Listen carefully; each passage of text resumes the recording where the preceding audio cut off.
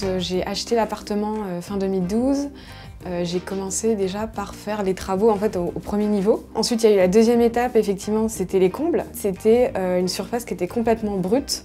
Il y avait juste une petite lucarne, donc très peu de lumière, il n'y avait pas d'isolation, il n'y avait pas de plancher. Enfin, en gros, il n'y avait rien du tout, donc il fallait vraiment tout construire.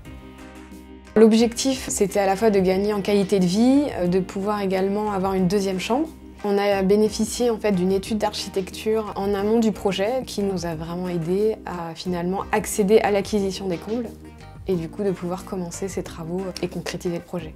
Donc la première étape était de séparer la surface de comble qui nous appartenait du reste des combles. Ensuite de réaliser l'isolation.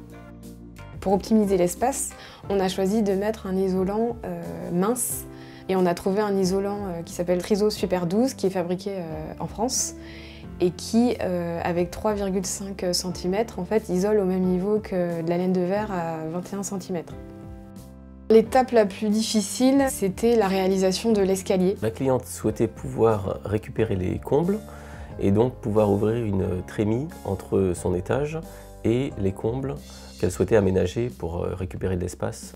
La problématique dans ce chantier-là, c'est qu'on était entouré de murs à conduits. On avait des conduits de cheminée qui passaient à ces endroits-là. On ne peut pas venir mettre une poutre dans un mur à conduits. Donc c'est vrai que c'est posé cette question-là. Mais on a finalement réussi à trouver une solution en fait, en mettant en place un escalier à pas japonais, donc à pas décalé, pour optimiser l'espace.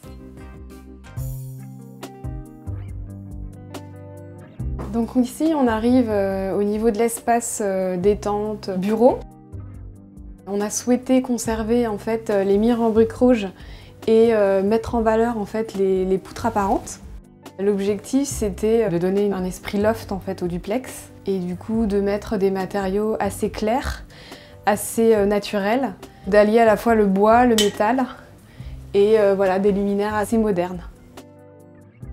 On a mis aussi une fenêtre de toit assez grande ici parce qu'en fait on est exposé plein sud.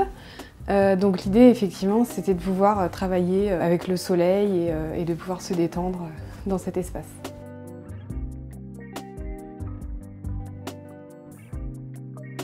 Donc ici, on arrive dans la chambre principale, où on a mis une fenêtre de toit assez grande pour apporter beaucoup de lumière à la pièce.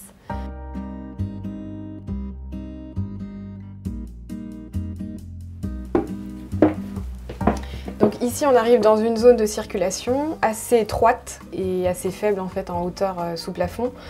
Donc l'objectif c'était surtout d'utiliser les rampants pour mettre des placards. Ça c'est vraiment très pratique par rapport à l'espace sous pente. Les travaux ont duré 1 mois et demi pour un coût de 45 000 €. Donc nous avons gagné 42 mètres carrés au sol et à peu près 13 mètres carrés carrés. Le fait d'avoir créé ce premier étage, ça nous a permis également d'avoir une deuxième chambre et du coup de pouvoir recevoir des amis, de pouvoir recevoir de la famille.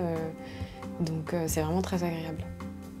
Déjà on se sentait très bien au premier niveau, mais c'est vrai que le fait d'avoir un nouvel étage, forcément ça donne beaucoup plus d'espace. Ça permet finalement de s'évader un peu du quotidien, de se relaxer. Et c'est vrai que c'est très chaleureux en fait et très agréable.